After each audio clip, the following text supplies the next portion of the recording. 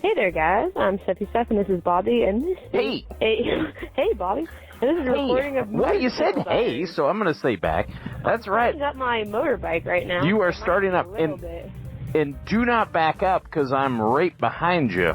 That'd be funny. Like a motorcycle diary. Which way am I going? Am I just backing up here? Cars are coming my way. Yeah, we're going to back up here first. So one of the great things about motorcycling, and especially when you have helmet comm units like we do, is to what you were just saying there, Steph, you really have to communicate.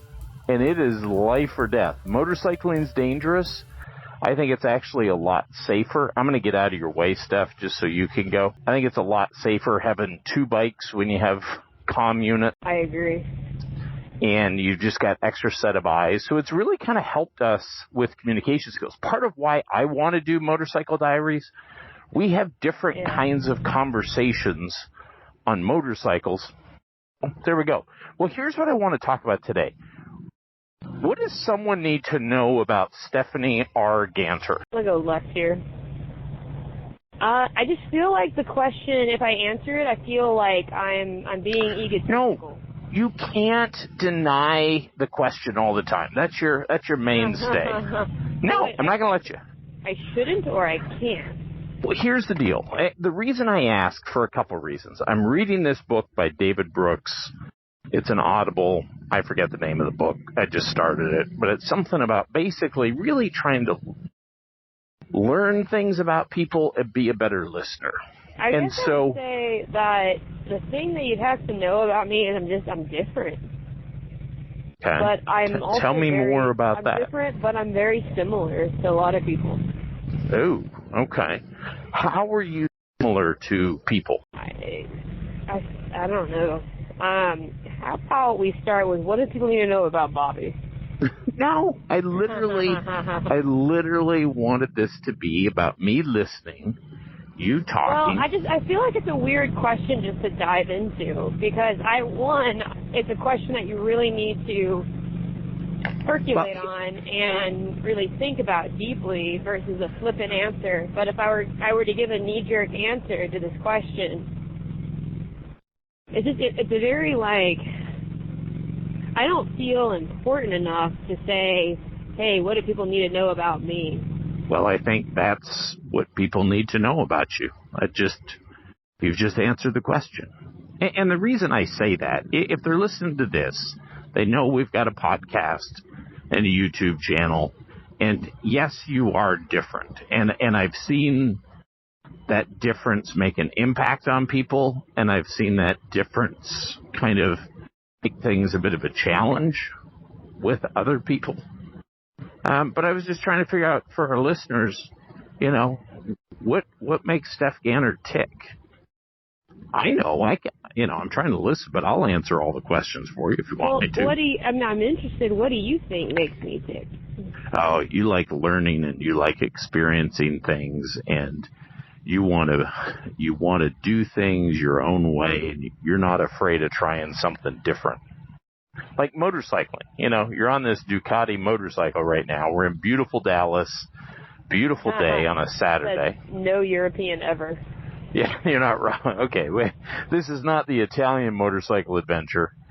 If you haven't checked that out, get to YouTube and check that out. But you ride motorcycles, and you're a woman, and that, by definition, makes you different than most people. You concur? I would agree. Yeah, no, I would agree. Yeah, it's just an odd question, and I guess so far, I think what people need to know about me is I'm just trying to figure it out, and I think I have probably a sense of I get a sense of childlike wonder with learning new things, and I don't care if I look silly, and I think that hurts me. I love seeing you learn things because you do have that childlike wonderment. Yeah, and it's oh wow, look at this. Yeah, it's exciting. Are you turning right here without a signal? So what's happening? I'm driving this Daisy right now. So. We talked about communication, how important it is.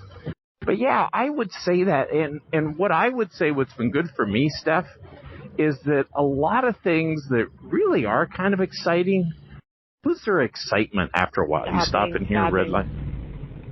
And so, there are so many things that you, and I'm not saying you like you, Steph Ganner, but as you move through the world, as you move through your day, there's a lot of things that you should just be flat out amazed and appreciative of and just go, that's awesome. Yeah. And I think we fail to appreciate that. Yeah. How are you going to improve your ability to have deep connection with people? Well, that's why I'm reading this book, and part of it is listening. That's why I keep trying to, and part of it, frankly, was asking the question that I asked you.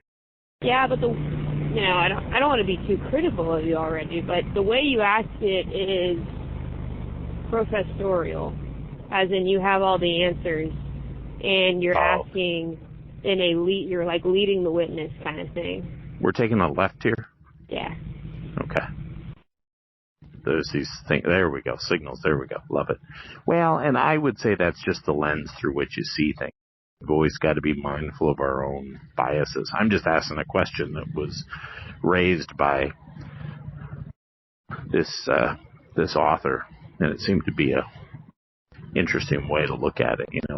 Because that's what it comes down to. What do I really need to know about this person, or what's something that's not so much on the... So I guess what this book is pushing you to do is to be efficient in your depth. No, actually, I'm glad you brought that up. It's actually pushing it to be the exact opposite, and it talks about the risks of efficiency. People just don't have small chat like they used to. They kind of referenced, if you're just kind of sitting around waiting to pick your kids up at high school sport or middle school sport, just small chat. But I would argue against how you're going about it. I think yes, of course you would. I think if you're trying to get to know somebody, it's like a piece of art. You don't just get to know someone. You actually, the relationship you have with someone, you actually create this new thing together. And I'm not talking about a romantic relationship. I'm just talking about any relationship. If there's depth there, right? There's an ebb and a flow. Creating something together versus just coming up and interviewing someone and saying, what do I need to know about you? Or even asking the question to yourself, what do I need to know about this person? It'll come out. It's too strategic. It's too exacting. Yes, you might evoke a feeling of depth, but you'll miss out on the personal feeling of depth and discovery. Would you feel better if I asked you the question, what do you think you need to know about yourself? Is that a better question? Yeah, perhaps. I don't know. I just, it comes across mechanical. It doesn't come across... Just for our listeners, Steph often refuses to answer questions. I don't like answering questions I don't think I've ever had a question that I've asked you where you go, oh, that's a good question. Well, I'm getting in your lane here. There are good questions, for sure. And I'm not saying the questions you ask are not good. It's just the way you ask them, it seems professorial and like the answer already. No, it's just because I got a voice. And you're asking the young Padawan it's like a test. Are you going to say something wise? Or are you going to say something that is suitable for your age and experience set? Okay, I'm going to ask you a different question. Partly why I reject your question sometimes.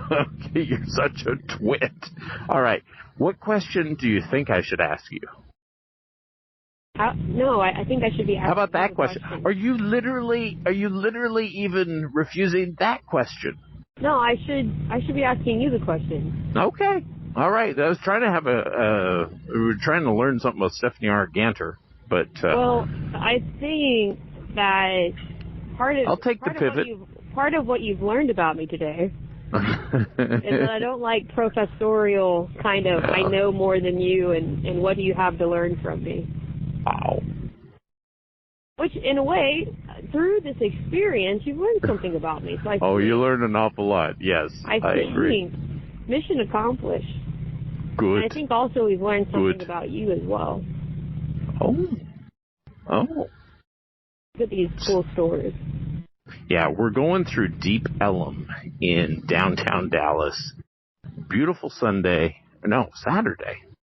Just saw this guy with this weird combination of shirts on. He had a Kiss rock and roll band shirt underneath and some wild old tie-dye shirt on top of that.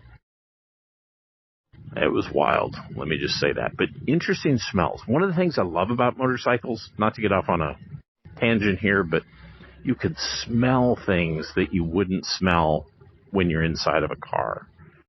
And it's just pretty intense. You know, we just got done with our Thailand experience. Smelling things in Thailand, oh my gosh, you know. Lots of good, some bad smells, but it's pretty cool. So, there. Well, this has been What Do We Get to Learn About Stephanie R. Ganter, and we appreciate you guys joining us. Yes, any closing? Yeah, the way you say Stephanie R. Ganter.